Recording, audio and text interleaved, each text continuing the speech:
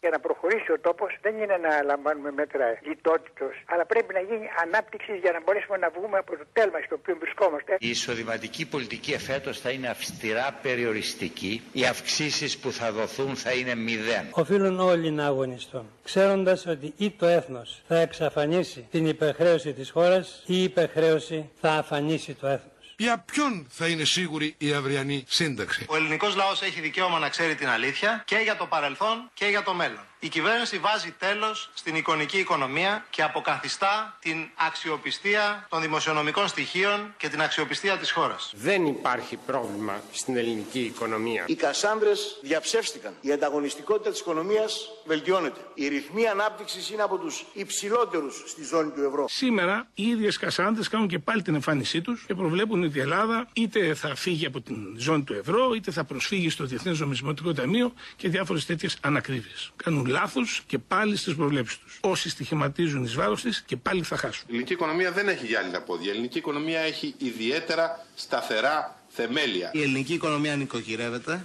τα πράγματα οδηγούνται προς το καλύτερο και βάζουμε σε στέρεες βάσεις την οικονομία του αύριο. Στις συνθήκες κρίσης, κατά κανένα τρόπο δεν πρέπει οι εργαζόμενοι να πληρώσουν το λογαριασμό. Ειδικά στις συνθήκες κρίσης, πρέπει να υπάρξουν μέτρα στήριξης του εισοδήματος. Αυτά που λέμε, εμείς αυτά θα κάνουμε, όχι όπως σήμερα βλέπουμε άλλα να λέγονται και άλλα να γίνονται από την κυβέρνηση, αλλά εμείς αυτά που υποσχόμαστε, αυτά κάνουμε. Ο απολογισμός μας είναι ειλικρινής, είναι ξεκάθαρος. Το βέβαιο είναι ότι παρήχθη σημαντικό έργο, ότι πολλά πράγματα που σέρνονταν επί δεκαετίες μπήκαν στο σωστό δρόμο. Η οικονομία για άλλη μια φορά θα αποδειχθεί ότι είναι το ισχυρό χαρτί της χώρας μας, θα αποδειχθεί ότι αντέχει τις διεθνείς δοκιμασίες. Θα έχουμε καταφέρει καλύτερα από ό,τι άλλες χώρες και εν πάση περιπτώσει αυτό μας δείχνει ότι είμαστε στο σωστό δρόμο. Το έργο μας είναι ασυναγώνιστο. Ποια κυβέρνηση έλυσε το πρόβλημα της οικονομίας? Του χρόνου μένουν για κάθε Έλληνα 1.000 ευρώ παραπάνω κατά μέσο όρο, έτσι. Αντί να στηρίξει, η κυβέρνηση φορολογεί. Εμείς γι' αυτό μιλάμε για κυβέρνηση των φόρων. Λέμε την αλήθεια στους πολίτες και δεν κρύβουμε τα προβλήματα κάτω από το χαλί. Η κυβέρνηση είναι αποφασισμένη να μειώσει το χρέος και το έλλειμμα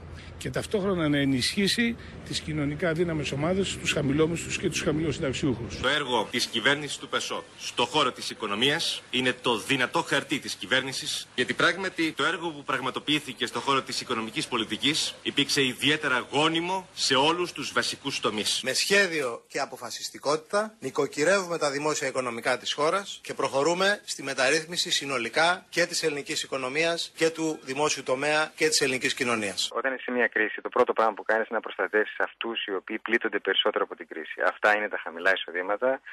Είναι οι άνθρωποι οι οποίοι πάντα σηκώνουν το βάρος των δύσκολων καταστάσεων. Εάν καταφέραμε να πετύχουμε να μειωθεί το έλλειμμα κάτω από το 3%, αυτό δεν έγινε με αυξήσεις φόρων.